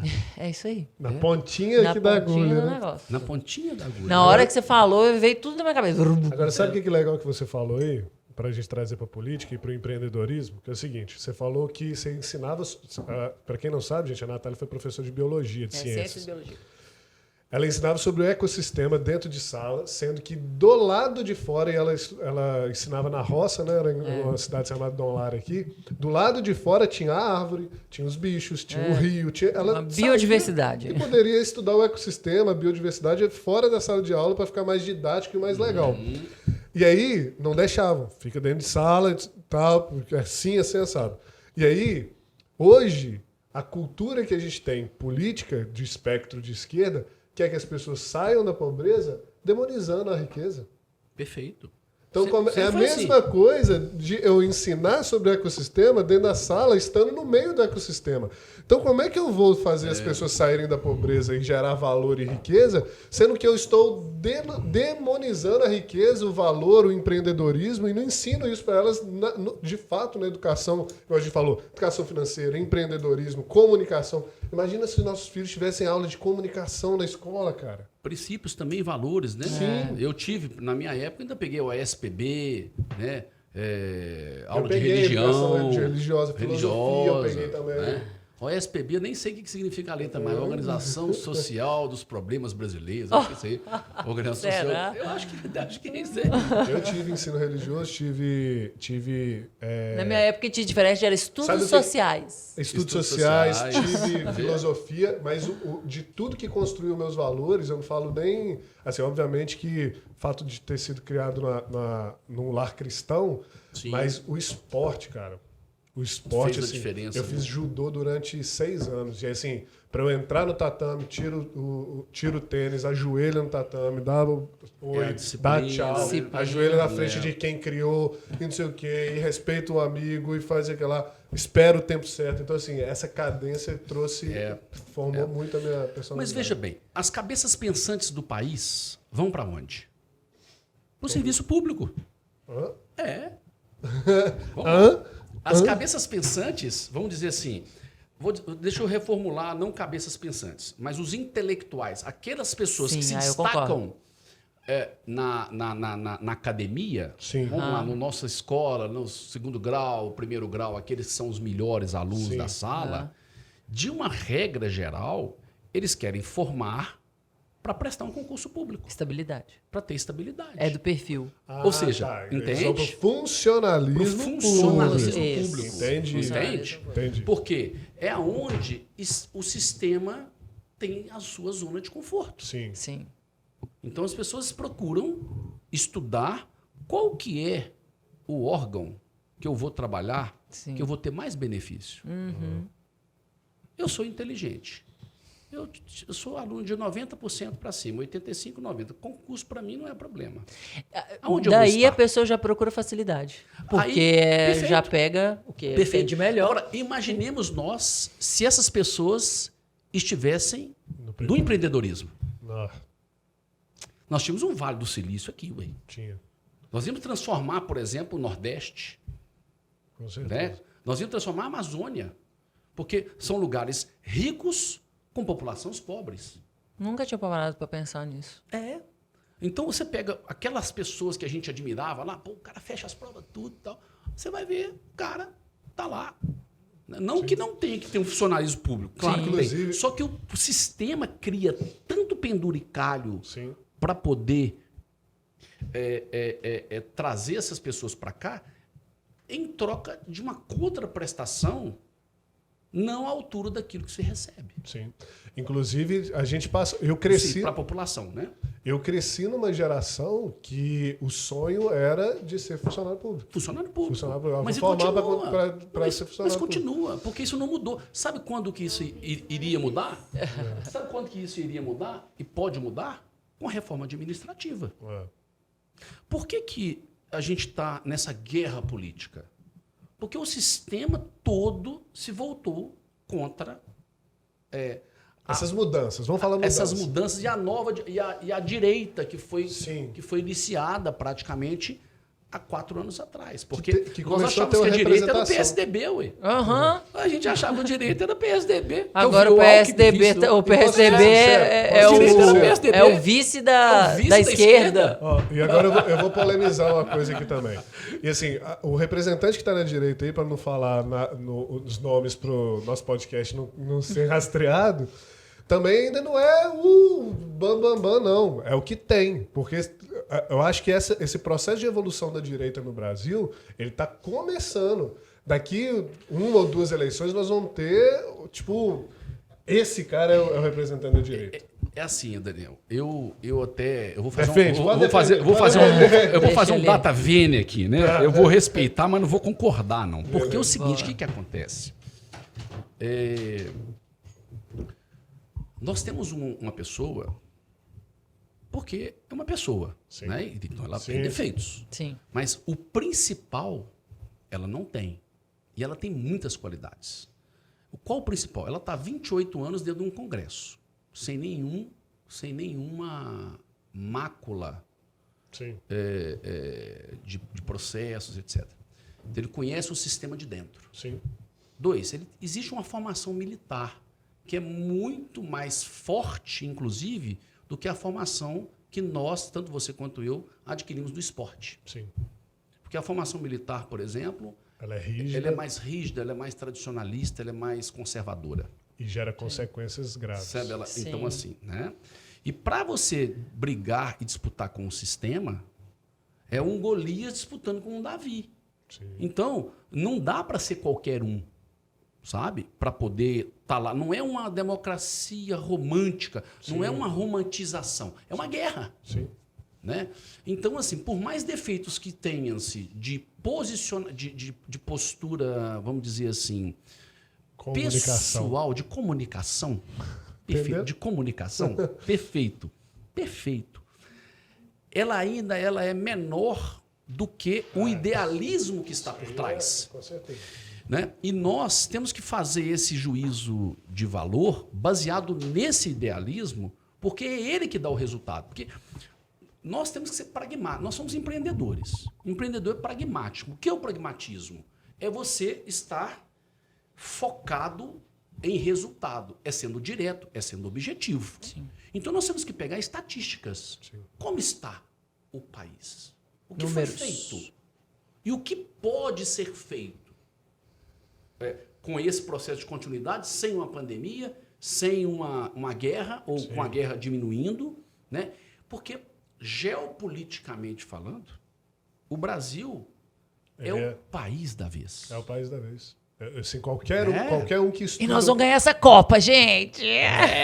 Copa do Mundo! Mas qualquer um que estuda Daqui sabe, a pouco porque é o vem seguinte... tampa, história em tudo. Deixa eu explicar para Todo a mundo vai audiência esquecer. por Se que ganhar, esquece tudo. Deixa eu explicar para a audiência por que o Brasil é o país da vez, assim, tentar Muito explicar importante. em 30 segundos, assim. Porque é o seguinte, com a pandemia, a cadeia produtiva no mundo, ela teve uma quebra. Então, ou seja, tudo fechou, né? Ficou sem insumos, sem fornecimento, sem serviços, várias coisas, sem alimento.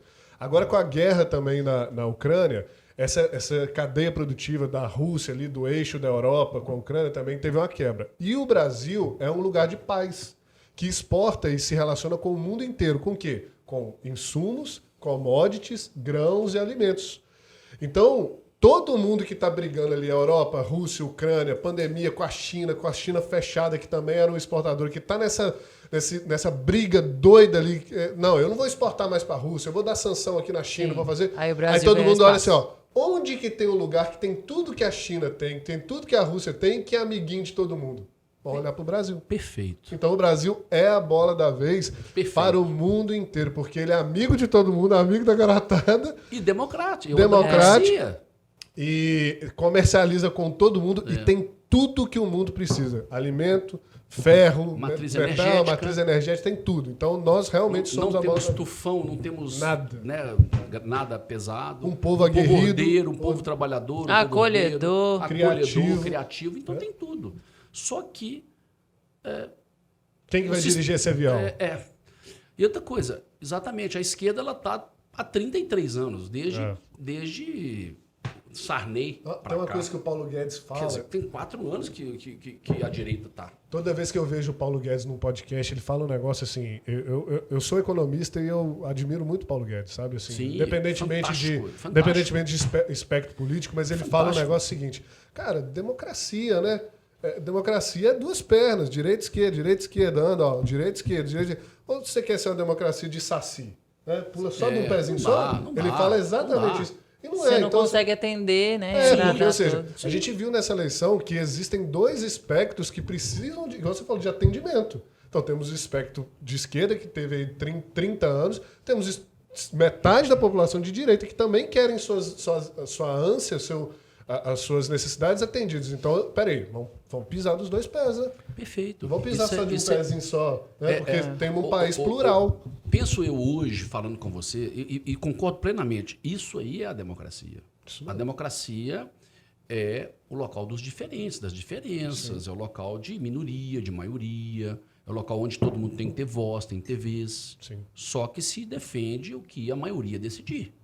Né? Democraticamente. Né? Se nós somos aqui 3 pessoas, nós vamos passar por uma situação que nós vamos votar e decidir. Por mais que uma pessoa seja vencida, ela vai ter que contentar com a maioria, que são 2 pessoas. Ela vai ter que se adaptar. Sim. O que não pode é a minoria querer impor na maioria aquilo que eles querem. Agora, deixa eu te Aí falar não é um negócio. democracia. Aí já muda. Teve um insight que eu... Desculpa, pode terminar. Você pode falar. Teve um insight que eu tive lá atrás quando você falou o seguinte, tá, beleza, e como que a gente resolve isso? Né? Como é que a gente resolve esse impasse de minoria, maioria, não sei o quê? Cara, tem uma coisa que eu tenho lido bastante, que é sobre pacto federativo, e hoje com Big Tech, com Bitcoin, enfim, com essa economia mais colaborativa, a descentralização, ela é uma solução muito, muito bacana. Hoje a gente tem um poder muito centralizado em Brasília, e se a gente começa a dar autonomia para os estados, por exemplo, Minas Gerais pode decidir sobre a economia de Minas Gerais, sobre os impostos de Minas Gerais, né? sobre todas o condomínio, vamos colocar assim, em Minas Gerais, independentemente do federal. Então, ter uma política mais descentralizada pode trazer mais pluralidade e mais equilíbrio nessa polaridade que a gente tem. Perfeito. É uma das propostas que precisam ser implementadas, sim. Porque a Constituição de 88, ela estabeleceu regras e princípios. A Constituição cidadã. É verdade. Né? Quer dizer, e hoje a gente está vendo aí, né, ministros do... Né? Lembra da Constituição? Aí eu lembro que realmente não pode passar a cláusula pétrea, que tem que ter um referendo. Para ter referendo, quem vai fazer uma nova Constituição é o governo que está aí. Eu já falo assim, é verdade. Se fosse fácil assim... Porque agora, olha só, nós estamos num processo de transição, correto? A direita chegou forte, concorda? Sim, com certeza. Tanto é que a quantidade de deputados e senadores que foram eleitos pela direita e governadores foi muito grande. Sim. Quer dizer, senão que a população, de uma maneira geral, ela quer e está sentindo confiança nas pessoas que estão administrando o país. Sim. O país e o governo, né, de uma maneira geral. As pessoas que estão lá. E tanto é que a população escolheu para se fazer representadas pela sua maioria hoje do espectro da direita. Sim. Né? Vide que nós temos 513 deputados e nós temos hoje do espectro mais... Só do PL, que é o seu partido, foi 99. Só o PL foi 99, né? Foram 99 deputados. Então, ao todo, são 274 pessoas. Como é que pode deputados. isso? E o presidente não foi eleito. Mas E assim, é da política, é da comunicação. Bom, pode ser. aí o que acontece? Para que nós consigamos ter o país que nós queremos, a gente tem que compreender, né, ainda mais no mundo veloz como está, que a gente vai depender de pelo menos uns 20 anos a 30 anos de governo de direita para poder chegar e conversarmos aqui em níveis de sul do país, em nível de Florianópolis, em nível de Santa Catarina, para a gente falar em níveis americanos, canadenses, como a Coreia do Sul fez em 70, né? Ela transformou pela educação. Não é verdade? É um país hoje exportador de tecnologia, um país hoje extremamente violento, né? Nesse aspecto. Então, tudo isso a gente vai muito a gente tem que compreender, aí, por fim, nesse sentido, é nós compreendermos que a mudança ela virá, mas ela virá de uma maneira mais lenta. E as pessoas, todos nós, tá? E eu me incluo nela, a gente quer resultado rápido, né? Todo mundo quer para ontem, né? Porque o mundo está nos fazendo assim. Você está aqui, você já está cheio de compromisso, você já está com o telefone ali, você já olhou quatro negócios de story, você já está pensando o que você vai fazer depois e tal. Então, é difícil esperar. E em macroeconomia, em política macro, você tem todo um sistema para se respeitar. Né? Você não pode simplesmente... A não ser que você vai implantar a ditadura. Não. Porque se você implantar a ditadura, aí nós não estamos falando de um país democrático. Não. Né? Mas isso é uma ruptura muito grande. Isso é até, de certa forma, acalantador para a nossa audiência, para saber que até para uma crise ou alguma coisa do tipo, também a mudança... ela é muito lenta. Ela é demorada. Não dá para se fazer... porque para você estragar é fácil. Para consertar é difícil. Vai reformar uma casa e vai construir. Você está construindo. Vamos supor que você fosse reformar. Reformar é muito mais difícil. Porque já está cheio de problema, já está cheio de patologia, já está cheio de problema. Então, o que nós precisamos? E detalhe, uma sociedade, ainda mais dentro do Pacto Federativo que você disse, ela vai realmente se transformar de baixo para cima. Sim. É da prefeitura para o Estado, para o governo do estado, para depois o governo federal. Porque a prefeitura tem que estar bem, porque nós vivemos nos municípios. Sim. Sim. A gente vive aqui. E é mais fácil a gente ir ali cobrar do prefeito do que lá em Brasília cobrar do presidente ou em Belo Horizonte cobrar do É governador. uma coisa que funciona muito Para bem isso tem que ter nos dinheiro Estados aqui. Unidos. O dinheiro tem que estar aqui. Quer dizer, a Não arrecadação... só dinheiro, o poder de decisão. O poder de decisão tem que estar aqui. Né? Então, assim, eu não sei, né, como fazer... Aí né, eu atrairia mais da debates. política. Entendeu? Porque Sim. você saber que você vai entrar para poder mudar a sua comunidade, de certa forma, por exemplo, você está aqui, o poder de decisão está aqui, o dinheiro para você fazer as coisas estão aqui, aí eu atrairia mais. Mas saber que eu vou entrar, por exemplo, para ser o vereador, o prefeito, e, cara, eu vou passar 4 anos sem nada. Será? O que te motiva? Sim, mas porque... Mas analisa comigo, Daniel. Ainda mais você que é extremamente criador. Qual a solução? 1% a cada dia. Né? A solução é dar o primeiro passo. É o provérbio chinês. Você quer percorrer 2.000 quilômetros, tem que dar o primeiro passo. Só que, para dar os pequenos passos e os primeiros passos, tem que ter gente. E gente de qualidade. Qualidade que eu digo nos seus diversos aspectos, de valores e princípios. Vamos colocar mais assim. Habilidades. Habilidades, exatamente. Né? Por quê? Não se consegue transformar se você não encarar aquilo que ninguém quer encarar. Sim. Porque defender a nossa família, os nossos negócios, isso para nós é fácil. Para a gente é automático da nossa função até né, social. Né? A gente vai defender o meu. Agora, defender o do outro, ainda mais com que preço? Porque se a gente fosse realmente aprofundar em situação de política, a gente ia ver o seguinte, é muito pior um cidadão comum, convencional entrar, participar, né, do que ele não participar. A perda, o custo-benefício é muito maior. O custo é muito maior do que o benefício. Você falou, por exemplo, de prefeitura. Lá nos Estados Unidos isso funciona assim, igual um reloginho. Você vê muitas das vezes, lá tem os condados, né? Tem o estado, tem o condado, tem pequenas cidades que ela tem leis e políticas que funcionam ali que o estado não pode intervir. Tipo assim, por exemplo, existem cidades, por exemplo, lá na Califórnia, que tem a Califórnia tem uma política mais de esquerda, sim, que às vezes o condado ali ele já tem uma política mais de direita, que aí tem republicano, democrata, e a política lá, o que o estado decide lá, eles decidem que não vão respeitar e pronto, porque o poder está na prefeitura, está descentralizado. Bacana isso. Olha só, nós vamos chegar. Eu creio, nós temos tudo para chegar, né? Temos tudo para chegar, né? Talvez a democracia é muito jovem ainda. Ela é muito nova. Muito jovem. Talvez a gente não vai chegar no tempo que a gente gostaria que chegasse, né? Tanto é que por isso que o sistema ainda conseguiu vencer, né? O Sarney ainda está aí. Os Sarneys estão por aí. Porque não se consegue... você não consegue dar uma virada num avião jumbo, sim, como se você tivesse num avião monomotor. Sim, com certeza. Para você virar, você vai demorar, você vai ter que rodar. E assim é o Brasil. Sim. É uma máquina pesada. E não é uma máquina que você desmonta. É como se fosse uma bomba para você desmontar, mas uma bomba muito grande, cheia de detalhes. Sim. E esses detalhes não são... o Brasil não é para amadores, né? A política, ela é realmente... Game of Thrones.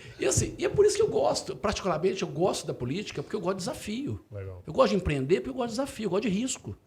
Não, mas percebe-se... Quer maior risco do que... Quer maior risco que empreender no Brasil? Mas percebe do que entrar na política? Tudo te persegue, o Estado te persegue. Tudo.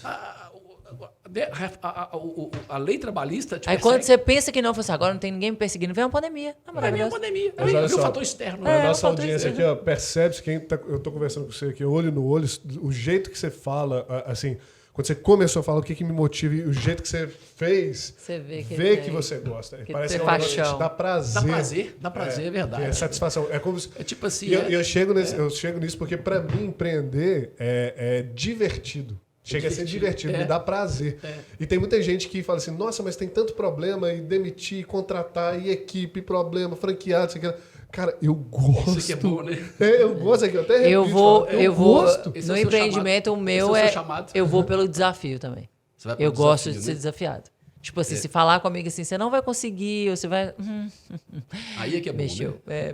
Aí é que é bom. Aí eu E aí é entrego legal, com gosto. por exemplo, É isso aí. eu e a Natália, você estava falando de funcionalismo público. Eu e a Natália, a gente estava conversando esses dias para eu contratar uma pessoa aqui para a franqueadora, um gerente operacional, quem está vendo aí quiser mandar um Currículo. Mande currículo pro pessoal da RS. Mas aí o que acontece? Um camarada que tá trabalhando, que, você falou, dos mais inteligentes e tal, mandou para mim o currículo e ele está trabalhando numa empresa que não é pública, mas não é privada. É aquela mescla. Né? É aquela mescla tipo Energisa, tipo Copasa, aquela coisa, né? É uma autarquia. E aí, beleza. Aí eu comecei a conversar. O currículo do cara, Impecável. fenomenal. Impecável. O camarada, assim, conversa muito bem, super inteligente, com os valores. Super. O cara top. Seria não seria gerente, seria diretor. Aqui, de fato. E aí eu perguntei pra ele qual que ele tá buscando no mercado. Ele tá em outra cidade, ele quer voltar pra Caratinga, tá procurando. Ele falou assim: olha, Daniel, aqui eu tô recebendo R$12 mil. E assim, beleza, R$12 mil, salário de diretor, que produza isso, né? Porque pra gente que é empreendedor, tudo é ROI. Retorno sobre investimento. ROI. O que Só que você vai agregar? O que você vai aumentar? Só que a franqueadora tem quase 2 anos. Ela está com 1 ano e meio. Por mais que eu já esteja no mercado há 16, a gente veio trazendo isso. Tem 3 anos que eu estou modelando esse negócio. A gente está em tração, então a gente é uma startup. Então a gente está queimando caixa. Então a gente vai, né? É igual aquele batimento do coração. Sei. Né? Você sabe como é que é. Sei como é que é. Então estamos queimando caixa, investindo. O retorno vai vir. Olha, o plano de negócio. Aí na hora que a Natália, falei com ela, o cara recebe 12 mil, a Natália, 12 mil, hein? Será que tem... Aí ela brincou assim, será que tem vaga pra gente lá? Não, eu falei assim, eu não, nem de Tem jeito que nenhum. perguntar pra ele, mas e o quanto você quer ganhar? Né? Porque às vezes ele recebe 12 lá, mas às olha vezes só. ele quer vir pra cá por um outro motivo. Boa pergunta, bom comunicador você. Né? Às vezes ele vai querer ganhar menos, velho. Mas Porque ele olha quer só. qualidade de vida, ele quer Mesmo, dinheiro. porque aqui também vai ter um gasto Olha só. menor, né? Sim. Qualidade de Olha o vida. empreendedor como é que é, E família beleza. aqui, às vezes a mãe tá aqui, o pai, a tia, os seus Certo. amigos. Certo. Né? E aí, olha só, a E ele estabilidade... entende que o mercado aqui é menor também. Sim, Também. isso tudo ele falou comigo. Mas olha só, a estabilidade que ele tem, eu não busco. A possibilidade de eu abrir mão, investir, que é uma caixa agora, para no futuro ter um galardão, né, como fala, muito maior, me atrai mais do que eu chegar no lugar, bater ponto, ter 12 milzinho garantido. Aí na hora que a Natália falou assim, Mas tem é vaga, eu falei assim, eu não quero nem pensar nessa perda disso. Mas aí é perfil. É perfil. Aí é E perfil. aí eu falo, porque muitas das Mas vezes... será que ele tem um perfil que você quer? Pois é bem pensado. Mas aí eu tô falando para nossa audiência, Ele porque é tem o seguinte, esse perfil, né? de estabilidade. De não ter estabilidade e ter desafio para ter meta Pois para então. poder receber o que ele recebe, ou, Pois então. né, ou, enfim, que vocês Mas combinam. aí Às eu vezes fico- eu isso fico- frustraria Mas a aí eu pessoa. fico pensando na nossa audiência. Porque Autarquia, né? Porque eu fico pensando na nossa audiência. Quem tá... Para trabalhar, manda testar, né? Aqui é 6 da manhã, 6h30, ou 10 da noite. 10 da noite, isso aí. É complicado. Mas eu fico pensando na nossa audiência, quem tá vendo e quer abrir uma empresa, é esse que é o chamado. Vou puxar para o nosso convidado. Já puxando também para finalizar o nosso podcast. Ainda mais que eu falo muito, né, Natália? Não, aí junta com o Daniel, vocês não têm pra noção, meio-dia, minha filha. Eu tô Daniel, aqui. Vamos ter que marcar um outro. Com certeza. Pelo Ou menos se- um café da episódio tarde. 2 O com episódio Leonardo. 2, é pra falar, porque até agora no mérito a gente não entrou em quase nada. Né? Não, então, gente, eu sou Eu do lembro que eu- checklist. você é o Eu checklist. dei um check. Você só deu um cheque aí. Foi faltando uns 6 ou 7. Mas eu quero dar o segundo aqui, ó. Eu vou te cortar. É o seguinte. Com essa... Agora, mediante a todo essa fase que nós estamos vivendo, hoje, dia 9, né, de novembro, Esse cenário, né? temos aí algumas coisas para caírem aí na nossa... Reveladoras. reveladoras para acontecer. O que você diria para a pessoa que é CLT, mas que está querendo empreender, que está assim, já estava, não, esse ano vai. E com essa política toda, o que você diria para essa pessoa que é CLT hoje? Vai, não vai, fica quieto? Ou O que você falaria? Primeira coisa que uma pessoa que quer empreender ela deve fazer é calcular os riscos. Porque crise sempre teve e sempre vai ter. Momentos bons, momentos ruins. Pandemia para uns foi terrível, para outros foi ótimo. Verdade. Para alguns ramos foi excelente. Então a pessoa que tem esse desejo, ela tem que estudar, tem que ter o conhecimento, ela tem que ter a vontade daquilo que ela quer fazer as coisas com prazer e se preparar para poder fazer essa transição. Ela tem que ter o seu caixa para saber que ela vai ter que ter ali 3, 4, 5, 6 meses sem a produção, né, que ela tem. Ela tem que ter coragem, ela tem que ter vontade, né, ela tem que saber o que quer, tem que ser uma pessoa segura e realmente arriscar, porque o máximo que ela vai perder é voltar para a CCLT de novo. É verdade. Você arriscar, depende do tamanho que ela vai arriscar, sabe? Porque o país precisa de pessoas assim. O país precisa de empreendedores, pessoas que fazem a diferença. Porque somos nós, empreendedores, e que eu passei aqui na sua empresa, vi que deve ter umas 20 pessoas trabalhando aqui. São 40. 40? Só das duas empresas. Pois é, quase 40. mas só das que eu vi aqui são 20, e são 20 famílias. Sim. Isso faz diferença. Contando isso franqueados e funcionários franqueados, a gente está impactando quase 200 pessoas já, cara. E isso faz a diferença. Isso que move uma nação. É a produção. Pessoas que têm o desejo de transformar pessoas. Sim. Por isso que dentro da cadeia da empresa, num segundo momento, né, sempre num momento mais alto, você tem que pegar as pessoas e valorizá-las, né? Sim. Elas têm que sempre ganhar mais, elas têm que ganhar mais não financeiramente, tem que ter o senso de pertencimento, tem que gostar de estar na organização, né? E quem é hoje um funcionário seletista e que tem uma vontade de ser dono do seu próprio negócio, ele tem que estudar o negócio, estudar o mercado, conhecer a concorrência, conhecer o público-alvo, conhecer a quantidade de investimento, buscar investidor, né, buscar parcerias, tirar da cabeça que sociedade é uma coisa ruim, sabe aquela mística. Sim. E aquela coisa pejorativa, não, ter sócio é ter patrão, né? Que é coisa que a gente vê assim, é uma coisa tão primária, tão, sabe, ingênua. Né? Você tem que ter parceiro. Sim. Né? Sócios investidores, né? Sócios que entram com capital, que entram com sabedoria, que entram com trabalho, com força. Com força, né? Com complementação de habilidades. Né? Você tem uma habilidade de uma forma, um arquétipo de outra, você precisa de um outro, porque você quer dar um salto seguro, consciente, constante, mas para isso você precisa de ter habilidades que faltam. Sim. Então, assim, esse é o caminho para aquela pessoa que hoje está, né, trabalhando como seletista e que quer mudar. Começar. Porque se tem vontade, se tem garra, vai. Mas vá com conhecimento, vai com estudo, vai com preparo. Aquela frase, né? Tá com medo? Vai com medo mesmo. Vai com medo mesmo. Agora deixa eu dar um dado. Eu tô com medo? Vai com medo mesmo. Vai com medo. Deixa eu dar um dado. Né? Primeiro, a cada 5 empresas que abrem, nos primeiros 5 anos, se eu não me engano, são 3 que vêm à falência por falta de conhecimento, falta de... Nos 2 primeiros anos, de acordo com o Sebrae. Quando você entra para o mercado de franquias, isso diminui em quase zero. Isso vai para uma empresa ou nenhuma, dependendo do mercado que está. Segundo, o mercado de seguros, só para puxar um pouquinho essa sardinha aqui, na pandemia foram os anos que mais se vendeu plano de saúde e seguro de vida de toda a história do seguro. Então, o nosso mercado cresceu. Ótimo.